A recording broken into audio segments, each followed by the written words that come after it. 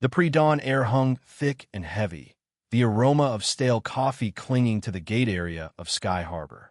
Darius Remy Langston adjusted the strap of his messenger bag, the worn canvas a silent testament to years of hard work.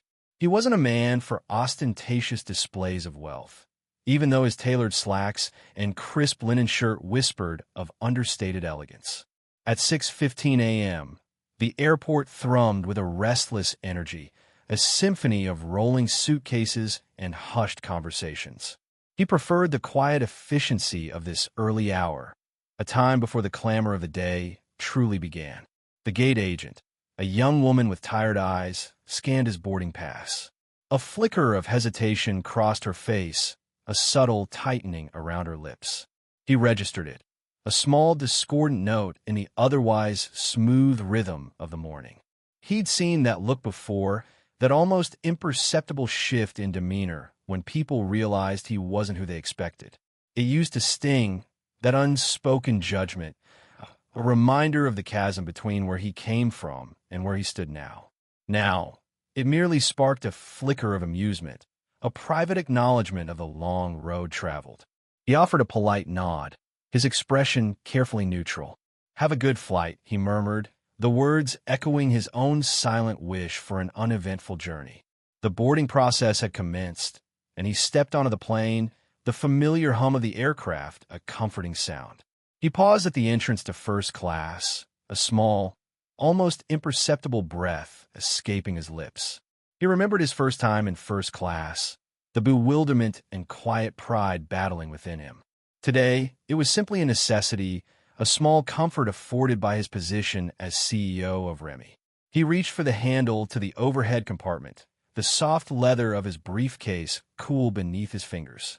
"Sir," a voice, sharp and brittle, cut through the air. He turned to face the flight attendant, a woman with tightly coiled hair and a name tag that read Rhonda Wilkes. Her smile, if it could be called that, didn't reach her eyes. "First class is for premium passengers only." Her tone carried an edge, a subtle dismissal that grated on him. The words hung in the air, heavy with unspoken meaning. He met her gaze, his own expression unreadable.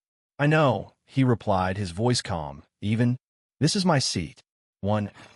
He held up his boarding pass, the confirmation number clearly visible.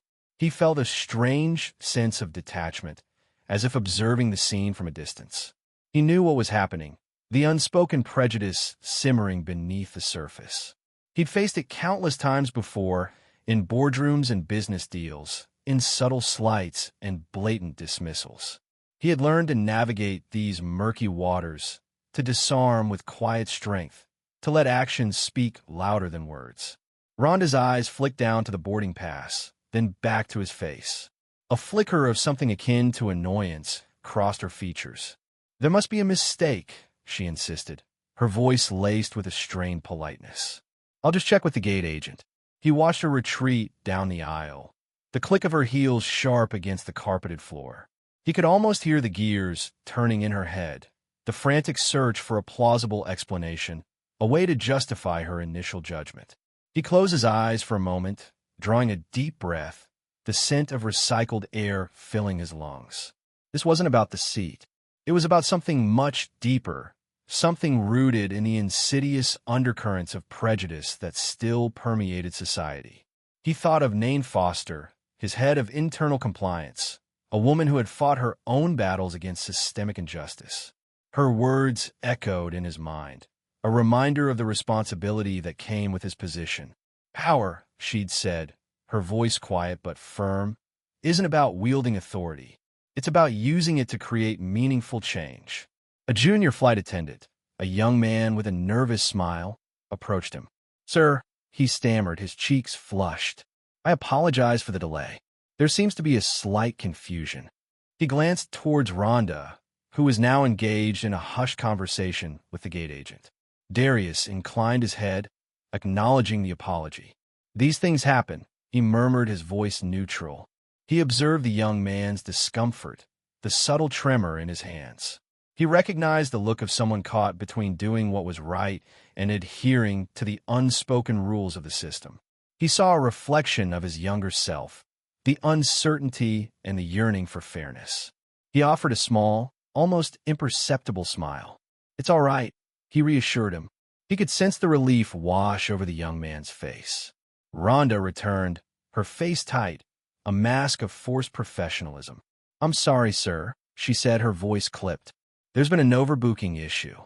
We'll need to accommodate you in coach." He watched her, his gaze steady. He knew it was a lie, a thinly veiled attempt to save face. He could have argued, could have demanded his rightful seat. He could have made a scene, drawn attention to the injustice. But he chose a different path, a more strategic approach. He simply nodded. "Very well," he said, his voice calm. He picked up his briefcase and walked past her, his movements deliberate, his shoulders squared. He felt the weight of the other passengers' gazes, the silent witnesses to the unfolding drama. A man in a flannel shirt, seated a few rows back, offered a sympathetic nod. Darius acknowledged him with a slight incline of his head. He settled into his assigned seat in coach, the cramped space a stark contrast to the spacious comfort of first class. He opened his laptop, his fingers flying across the keyboard, composing an email to Nain. He detailed the incident, the subtle nuances of Rhonda's behavior, the systemic implications of her actions.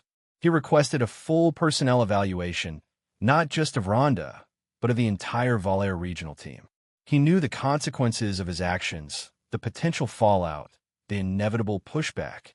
But he also knew the importance of accountability, the necessity of dismantling the subtle structures of prejudice that still held sway.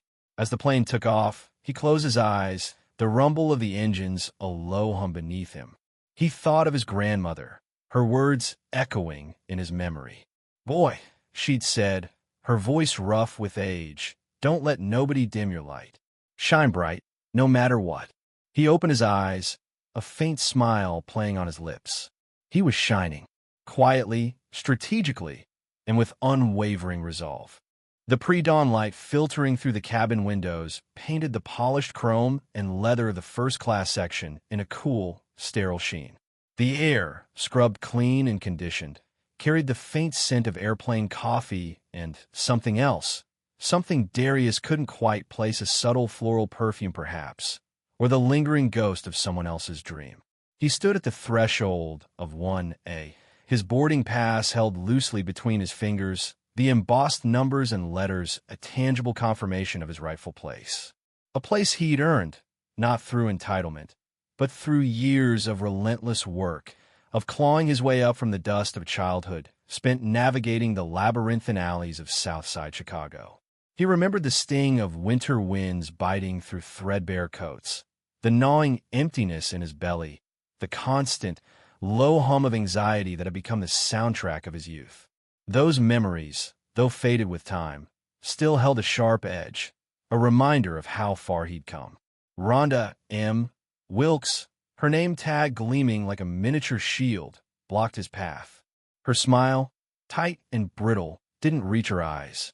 "Sir, I'm afraid there seems to be a discrepancy with your seating assignment." Her voice, though carefully modulated, carried an undercurrent of something dismissive. He'd heard that tone before. It echoed the veiled contempt of the lone officer who'd sneered at his worn-out shoes, the skepticism of the university admissions counselor who'd questioned his potential. He recognized it for what it was, the subtle, insidious language of prejudice. He met her gaze, his own expression carefully neutral. "That's my name. That's my seat."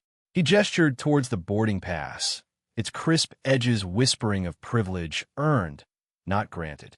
He felt a flicker of anger, a hot spark in the pit of his stomach, but he tamped it down. Anger was a luxury he couldn't afford, not here, not now. He'd learned long ago that composure was a far more potent weapon. "If there's an issue, I'm happy to wait until the plane is full and we can speak with his supervisor." His voice, calm and measured, was a stark contrast to the rising tide of impatience swirling around them. Rhonda's smile faltered. "There must be a mistake," she repeated, her tone sharper now, edged with a hint of panic. She glanced over his shoulder, her eyes scanning the other passengers beginning to file into the cabin. Mr. Halberstam, a man whose face Darius recognized from countless business magazines, approached, his platinum loyalty card held aloft like a royal decree. Rhonda's demeanor shifted instantly. Her smile, now genuine, bloomed like a desert flower after a rare rain. "Mr. Halberstam, welcome aboard. So lovely to see you again. Right this way, sir." The blatant disparity in her treatment hung in the air, thick and suffocating. Darius watched the exchange, a knot tightening in his chest. He knew what this was about. It wasn't about a seating assignment. It was about perception, about assumptions, about the insidious ways in which prejudice masked itself as procedure. He thought of Nain Foster, the steely gaze in her eyes as she'd meticulously documented case after case of discriminatory practices within Remy's own organization. He'd made it his mission to root out that kind of poison from his company, and he wouldn't tolerate it here, even in this confined, pressurized metal tube hurtling through the sky. He felt a tap on his arm. A young, nervous-looking flight attendant, barely out of his teens, stood beside him. "Sir, I apologize for the delay. There seems to be a technical error. Could you perhaps step aside while we resolve this?" The young man's face was flushed, his eyes darting between Darius and Rhonda. He was clearly caught in the crossfire, a pawn in a game he didn't understand. Darius met the young man's gaze. He saw the flicker of genuine remorse, the subtle tremor in his hands. He saw himself, years ago, navigating the treacherous currents of corporate America, trying to find his footing, trying to do the right thing. He took a deep breath, the recycled air filling his lungs. "I'll be in, coach," he said, his voice quiet but firm. He turned and walked down the aisle, the curious stares of the other passengers burning into his back. He could feel Rhonda's triumphant gaze following him, a tangible weight pressing against his shoulders. He found an empty seat in the crowded coach section, next to a man in a flannel shirt who offered a sympathetic nod. Darius settled into the cramped space, the thin cushion a far cry from the plush leather of 1A. He closed his eyes, the hum of the engines a lullaby of injustice. He wasn't giving up, not by a long shot. This wasn't about the seat. It was about something much bigger. It was about accountability, about systemic change. He thought of Nain, her quiet strength, her unwavering commitment to fairness. He opened his eyes, a flicker of resolve hardening his gaze. He would handle this quietly, strategically. He would make sure Rhonda M. Wilkes and the airline she represented understood the true cost of their prejudice. This flight was just the beginning. The recycled air hummed a monotonous tune, a counterpoint to the rumble of the engines. Darius Remy Langston adjusted the thin blanket across his legs, the cheap fabric a stark contrast to the cashmere throws offered in first class. His gaze drifted across the cabin of Flight 782. The air, thick with the scent of stale coffee and something vaguely floral, felt heavy, laden with the unspoken anxieties of travel. He watched the flight attendants navigate the narrow aisle, their smiles strained, their movements practiced. He knew that smile. He knew the way it didn't quite reach the eyes. He'd worn a similar mask himself, years ago, working double shifts at the diner, swallowing down the sting of a customer's casual cruelty to earn a meager tip. It was a mask of survival. A flicker of movement in the periphery caught his attention. A man, his face obscured by a worn baseball cap, shifted uncomfortably in the seat next to him. The man's flannel shirt, a faded plaid of greens and blues, seemed to absorb the dim cabin light. Darius had noticed him earlier, a silent observer in the boarding area, his gaze lingering on the brief, ugly exchange at the gate. He hadn't expected the man to choose a seat so close. Most people, he knew, preferred to maintain a safe distance from discomfort. The hum of the plane seemed to intensify, a low thrum that vibrated against his chest. He thought of Rhonda Wilkes, the flight attendant whose casual racism had relegated him to this cramped seat. He could still see the tight curl of her lip, the dismissive flick of her wrist as she directed him towards the back of the plane. He wondered if she was even aware of the subtle shifts in power that had occurred in that brief encounter. He'd yielded, outwardly compliant, but the real battle, the one that mattered, had only just begun. He'd already drafted a concise, meticulously detailed email to Volaire's customer service, a carbon copy discreetly sent to Nain Foster, his head of internal compliance. Nain, with her quiet strength and unwavering commitment to fairness, wouldn't let this slide. She never did. He felt a phantom ache in his left knee, a lingering reminder of the years he'd spent bussing tables, saving every penny to put himself through night school. Back then, a first-class ticket was an unimaginable luxury, a symbol of a world he could only dream of inhabiting. Now, the ticket itself was irrelevant. It was the principle that mattered, the casual erosion of dignity that he refused to tolerate. He'd built his company, Remy, on the foundation of respect and integrity. He wouldn't allow those values to be compromised, not on a plane, not anywhere. The flannel shirt man cleared his throat, the sound amplified in the close quarters. Darius turned his head, acknowledging the man's presence with a slight nod. He sensed a nervous energy emanating from him, a hesitant desire to speak. Darius waited, his expression neutral, his inner monologue a whirlwind of speculation. "Excuse me," the man finally mumbled, his voice low, tinged with a southern drawl. He fidgeted with the strap of his backpack, avoiding Darius's gaze. "I saw what they did up front. That was messed up, man." Darius's internal response was a mixture of surprise and a quiet satisfaction. He'd anticipated apathy, the usual bystander effect. This unexpected solidarity, however small, was a welcome disruption. "It was a misunderstanding," Darius replied, his voice even, betraying none of the complex emotions swirling within him. He knew it was anything but a misunderstanding. It was a deliberate act of prejudice, cloaked in the veneer of authority. The man shook his head, his cap casting a shadow across his features. "No, man, that wasn't no misunderstanding. You had a first-class ticket? Yeah, figures." The quiet resignation in the man's voice resonated with Darius. It spoke of a shared experience, the unspoken understanding of what it meant to be judged, dismissed, and underestimated. Darius's fingers tightened around his phone, beneath the thin blanket. He documented everything. The dismissive tone, the blatant preferential treatment given to the older white gentleman in the expensive suit, the subtle, almost imperceptible sneer on Rhonda Wilkes' face. He wasn't interested in a public confrontation, a viral video, or a social media storm. His approach was more strategic, more calculated. He wanted systemic change, not a fleeting moment of internet outrage. He wanted accountability, not apologies. He thought of Brent, the young flight attendant, the one who had apologized, his face flushed with shame. Brent represented a flicker of hope, a potential ally within the system.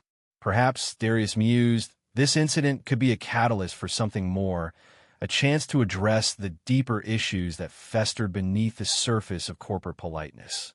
The hum of the plane continued, a constant backdrop to the silent drama unfolding within its metal walls.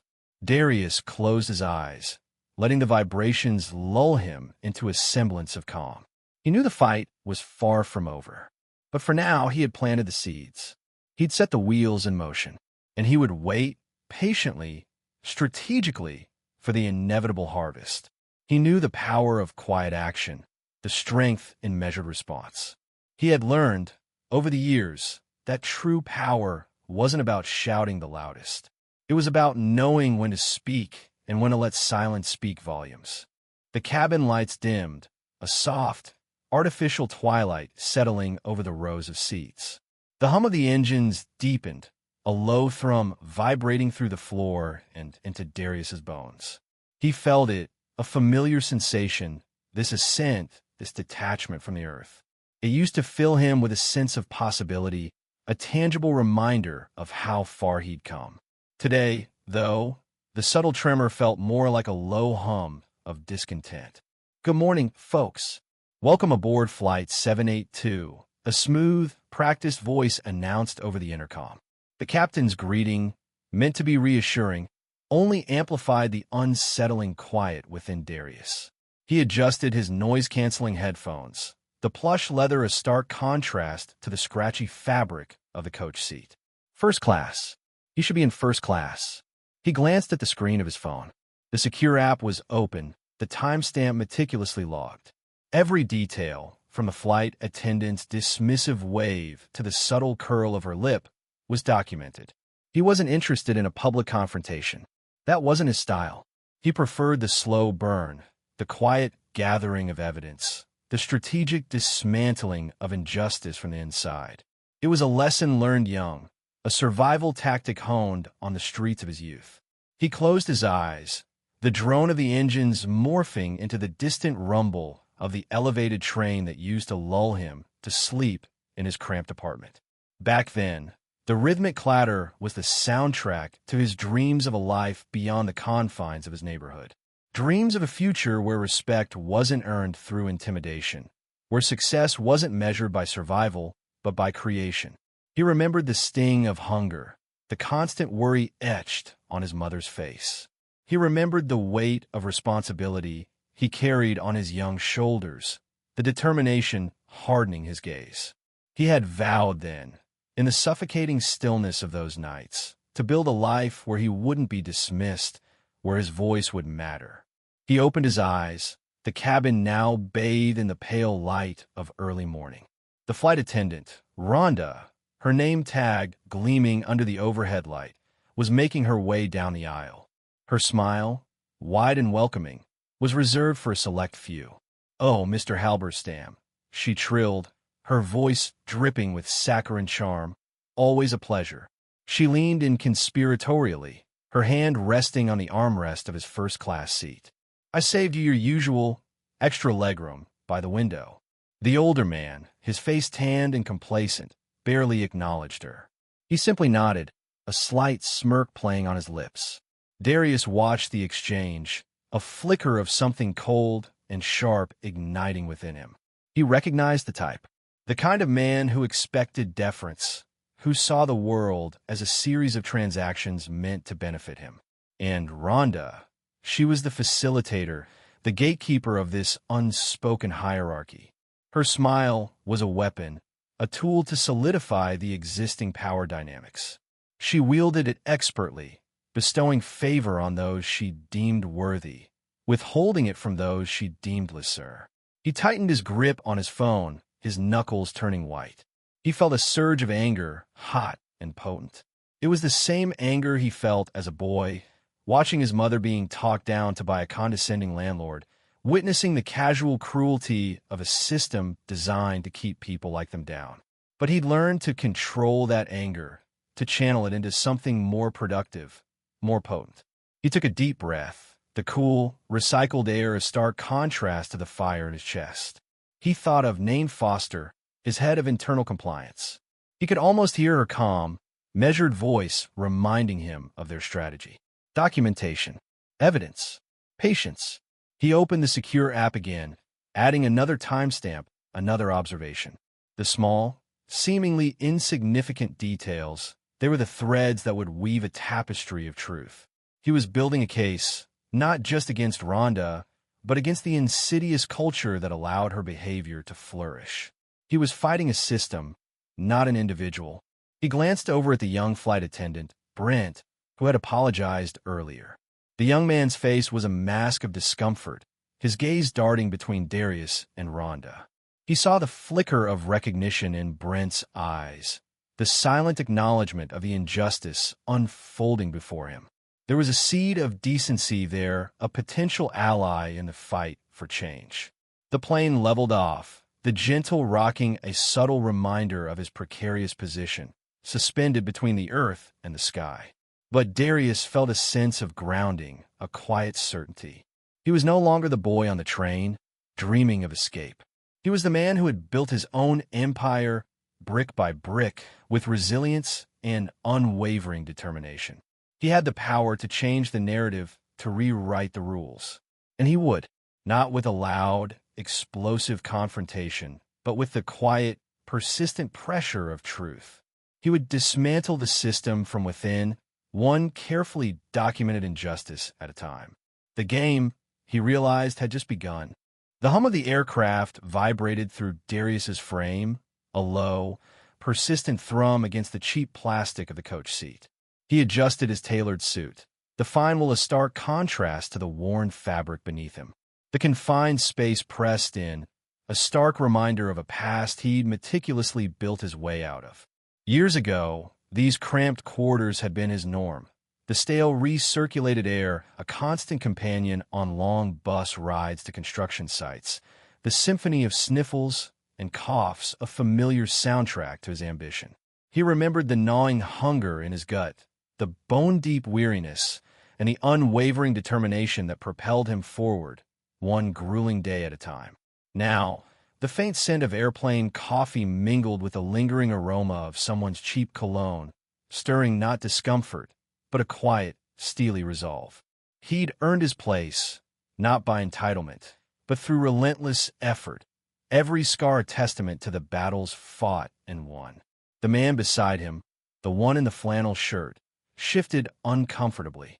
Darius felt the weight of his gaze, a hesitant mixture of sympathy and awkwardness. "Hey, man," the flannel shirt finally said, his voice low and tinged with a southern drawl. "If you want to switch seats, I'll take the middle for a bit. Give you some room." Darius met his gaze, a flicker of something unreadable in his dark eyes. He appreciated the gesture, the small act of human decency in the face of shared discomfort. But he wasn't looking for comfort. He was looking for accountability. "I appreciate the offer," Darius replied, his voice smooth, controlled. "But I'm fine." Internally, he weighed his options. Acceptance would be the easier path, a quiet retreat into the anonymity of the crowded cabin. But the quiet burn of injustice, the casual dismissal by Rhonda Wilkes, the flight attendant whose name tag he'd memorized with photographic precision, wouldn't allow him to simply fade into the background. This wasn't about the seat. It was about the principle, the insidious undercurrent of prejudice that still permeated the fabric of society. He'd faced it before, in boardrooms and construction zones alike, and he knew the subtle, strategic dance required to dismantle it. He opened his laptop, the familiar click of the keys a small act of defiance in the confined space. The glow of the screen illuminated his face, highlighting the sharp angles of his cheekbones and the unwavering focus in his eyes.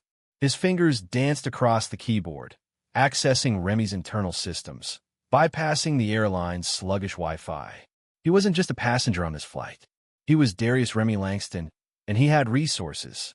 He remembered Nain Foster, his head of internal compliance, a woman whose quiet strength mirrored his own. He could almost hear her voice, calm and measured, reminding him of the protocols, the importance of due process. He typed quickly, efficiently. "Darius, Remy, need full incident logging for 782. Cabin crew interaction 5:55 a.m. Pacific Standard Time to 6:20 a.m. Pacific Standard Time. Forward to legal and HR East Coast." He paused, adding, "Discrepancy in seating allocation. Review required." He sent the message, the silent whoosh of data transmission, a small victory in the quiet war he was waging. He closed his laptop, the click echoing in the hushed cabin. He leaned back against the headrest, the cheap plastic digging into his scalp, a stark reminder of the journey he'd taken. He wasn't the same young man who would have accepted this indignity, swallowing his pride and shrinking into the shadows. He'd built an empire, brick by painstaking brick, and he wouldn't allow anyone, not even a prejudiced flight attendant, to diminish his worth. He closed his eyes, the image of Rhonda Wilkes's condescending smile flashing behind his eyelids. He saw her fawning over Mr. Halberstam, the frequent flyer in first class, the obsequiousness in her voice a stark contrast to the dismissive tone she'd used with him. He could dissect her motivations, her ingrained biases, the way she wielded her small measure of authority like a shield. He understood the complexities of human behavior, the subtle interplay of fear and insecurity that often manifested as prejudice. But understanding didn't equate to acceptance. He opened his eyes, the hum of the aircraft a steady drone against the backdrop of his thoughts. He felt a strange sense of calm, the kind that settled over him before a major business deal, the quiet before the storm. He knew the wheels were already in motion. The data would be compiled, the incident reviewed, and Rhonda Wilkes would face the consequences of her actions. He wasn't seeking revenge, but accountability.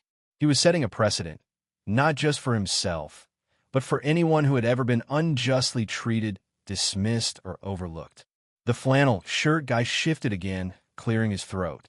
Darius turned to him, a ghost of a smile playing on his lips.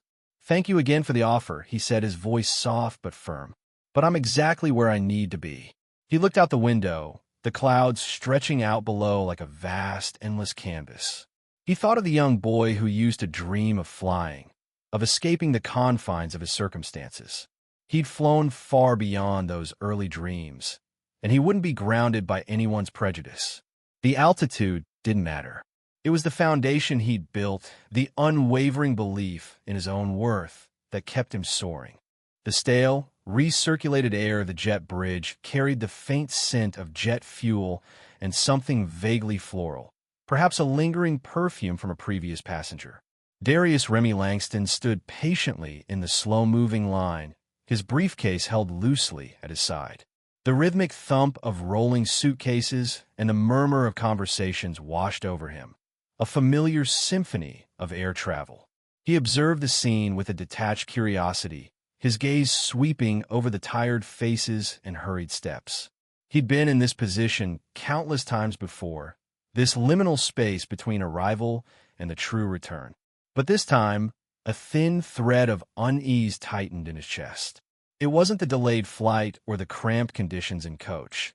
It was the residue of the injustice he'd experienced, a quiet hum of indignation that refused to dissipate.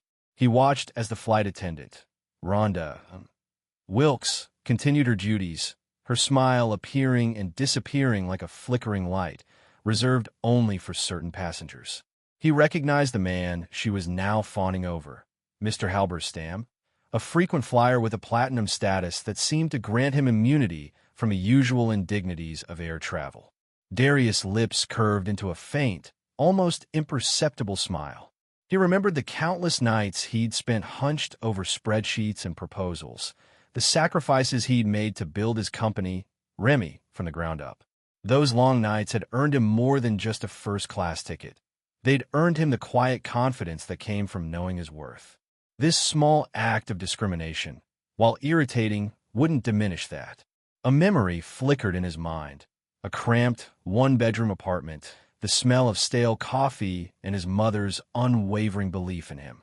He'd come a long way from that small space, from the days when even a bus ticket seemed a luxury. He'd learned early that the world didn't always offer a level playing field, that some doors were harder to open than others. But he'd also learned the power of resilience, the strength that came from quietly pushing against those closed doors until they finally gave way. His thoughts were interrupted by a hushed conversation a few feet ahead. Two individuals, a man and a woman, both dressed in the crisp, impersonal attire of corporate representatives, approached Rhonda. The woman, her expression carefully neutral, addressed the flight attendant. "Ms. Wilkes, yes, we need to speak with you privately, please. Right this way." Rhonda's forced smile faltered. "I don't understand. Why me?" Her voice, usually sharp and commanding, now held a tremor of uncertainty. The carefully constructed facade of professionalism began to crumble.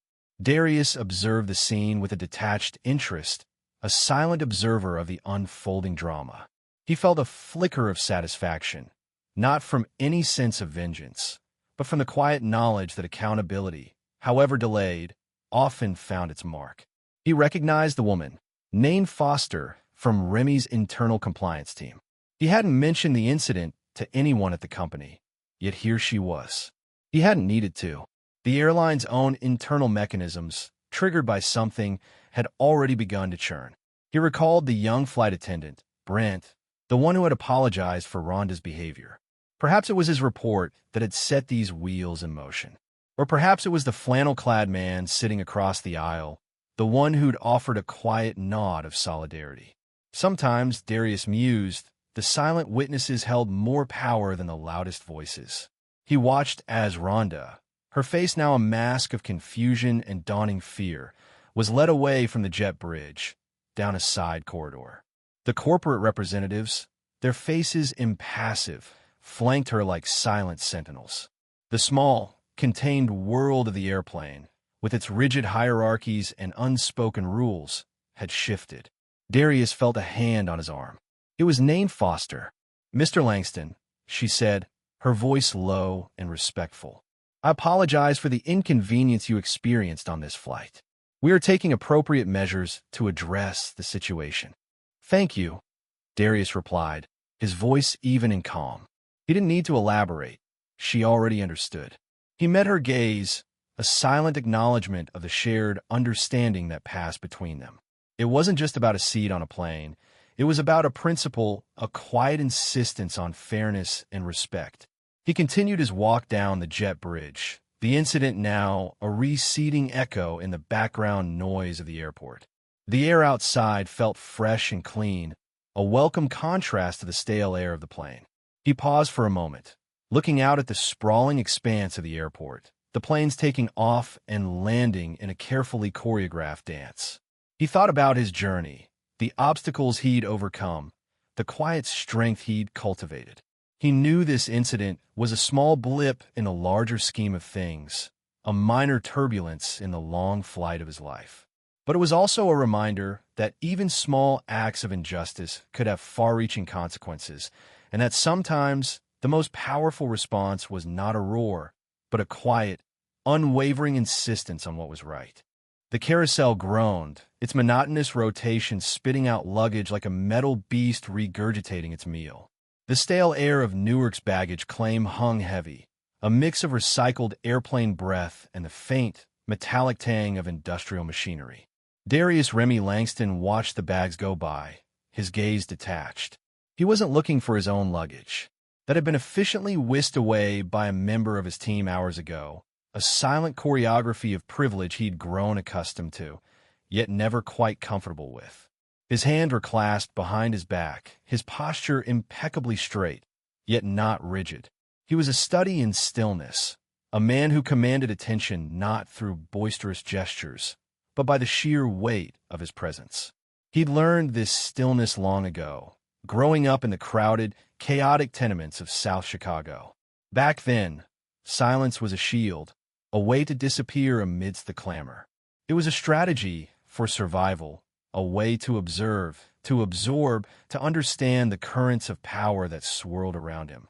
Now, that same silence had become a weapon, a tool of subtle manipulation in the boardrooms and high-stakes negotiations that defined his life as CEO of Remy. A flicker of movement caught his eye. Nain Foster, from his internal compliance team, detached herself from the throng of waiting passengers. Her presence here wasn't accidental. Her movements, precise and efficient, mirrored his own. There was an unspoken understanding between them, forged in the crucible of corporate battles, fought with whispers and meticulously crafted emails, not shouting matches and slammed doors. "Mr. Langston," she greeted, her voice low and even a counterpoint to the general airport din. Her eyes, sharp and intelligent, held a glimmer of quiet satisfaction. He inclined his head in acknowledgement. Nain, internally, he felt a flicker of something akin to relief. It had been a gamble, this quiet act of defiance on the plane. A gamble that had played out perfectly. "It's done," Nain confirmed, her voice barely above a murmur. "We've got full documentation. The passenger testimonies, the flight logs, the internal everything." Darius nodded. He'd expected nothing less. His team was meticulous, thorough, a reflection of his own obsessive attention to detail. He'd built Remy from the ground up, brick by painstaking brick, and he'd instilled in his employees the same unwavering commitment to excellence, to integrity. No press involvement as requested. None. It's all being handled internally. Nain paused, her gaze steady. Valair has initiated disciplinary action and a comprehensive review of their personnel training procedures. Keep it internal. Make it clean. No theater. The words were clipped, precise, devoid of any hint of triumph. He hadn't done this for revenge. He wasn't interested in public apologies or grandstanding. His objective had been larger, more systemic. He wanted to expose the rot, the ingrained prejudice that festered beneath the veneer of corporate politeness. He wanted to force a change, however small, in the machinery of power that so often ground down those who lacked the resources to fight back. He remembered Rhonda M. Wilkes, the flight attendant, her dismissive sneer, the way she treated him like an interloper, an unwelcome presence in the rarefied air of first class. He'd seen that look before, on the faces of loan officers who'd refused him credit, on the faces of potential investors who'd dismissed his vision. It was the look of ingrained prejudice, of unconscious bias that permeated every level of society. He'd vowed, a long time ago, to never forget that look, to never allow himself to be its victim again. Nain gave a curt nod, understanding clear in her eyes. Of course, we'll ensure it's handled discreetly, with maximum impact. A black car pulled up to the curb, its driver stepping out to open the rear door. Darius gave Nain a final nod, a silent acknowledgement of their shared victory. As he slid into the cool leather interior of the car, he allowed himself a brief moment of reflection. He wasn't fighting for a seat on a plane. He was fighting for a seat at the table, a table where decisions were made, where power resided. He was fighting for a world where the Rhonda Wilkes of the world no longer held the keys to anyone's dignity. The car glided away from the curb, merging into the relentless flow of city traffic. Darius leaned back against the seat, closing his eyes. He could still hear the hum of the baggage carousel, the echoing announcements, the cacophony of 1,000 individual journeys converging and diverging. He could almost smell the stale air, feel the weight of expectant eyes. But now, there was a different kind of silence enveloping him. It wasn't the silence of a boy hiding in the shadows, but the silence of a man who knew his own strength, a man who had learned to wield the power of quiet action. It was the silence of victory, hard-won and deeply satisfying. The city lights blurred past the window, a kaleidoscope of color and movement. He thought of the long road he'd traveled, the sacrifices he'd made, the battles he'd fought.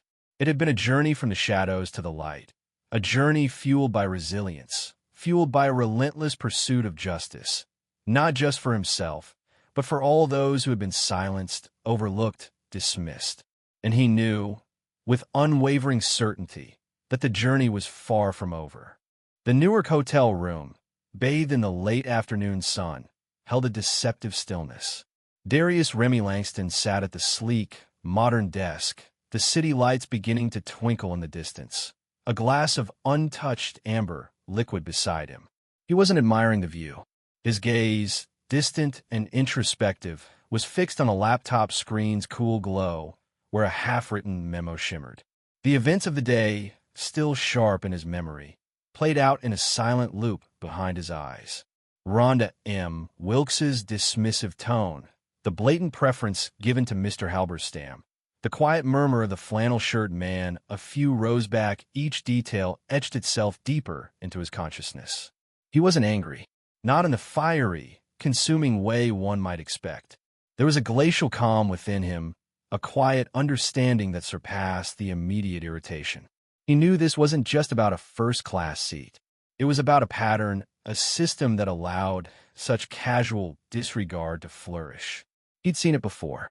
The worn brick of his childhood home in St. Louis seemed to materialize in his memory, the scent of his grandmother's sweet potato pie mingling with the metallic tang of rust from the old swing set.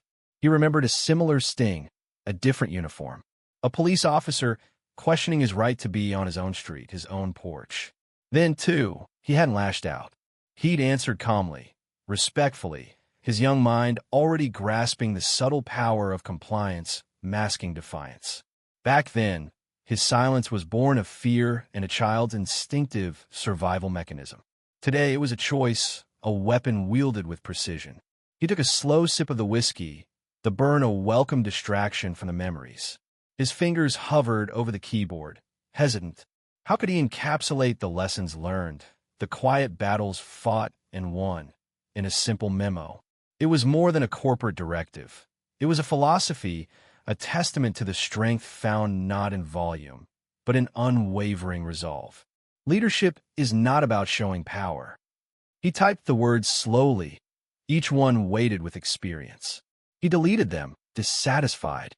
It wasn't quite right. The words felt hollow, lacking the nuance he wanted to convey. He leaned back in his chair, the leather cool against his skin.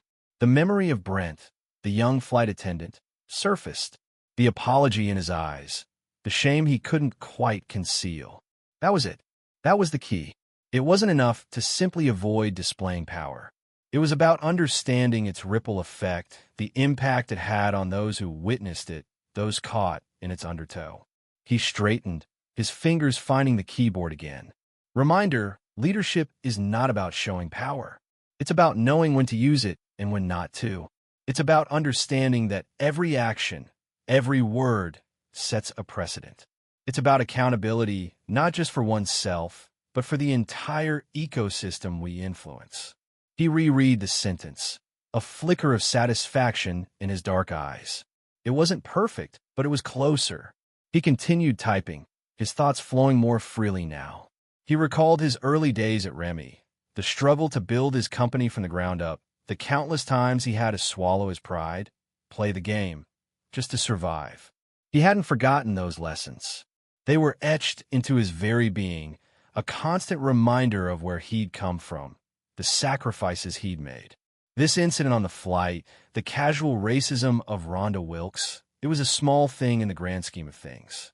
Yet, it was a microcosm of the larger battle, the constant struggle for equality, for respect. He wasn't just fighting for his own dignity. He was fighting for the countless others who had experienced similar indignities, who had been silenced, overlooked, dismissed. He thought of Nain Foster, the quiet strength she exuded, the unwavering commitment to justice. He knew she would handle the situation with the same quiet effectiveness he had come to rely on. He finished the memo, a concise, powerful message that resonated with the weight of his experiences. It wasn't a reprimand. It wasn't a demand for an apology. It was a call for reflection, a challenge to the airline's leadership to examine their own practices, to understand the insidious nature of unconscious bias. He leaned back, the tension slowly easing from his shoulders. He knew this wasn't the end. It was just another step in a long journey. But it was a step in the right direction. The city lights outside grew brighter, mirroring the growing sense of resolve within him. The incident on the flight wasn't a personal victory. It was a demonstration of the power of quiet accountability, a reminder that true strength lies not in brute force, but in strategic action, in the unwavering commitment to doing what is right, even when no one is watching. It was about recognizing the inherent dignity in every individual, regardless of their perceived status, their position in the hierarchy. It was about treating everyone with the same respect, the same courtesy he would extend to his own grandmother. And in that, he found a quiet, profound satisfaction.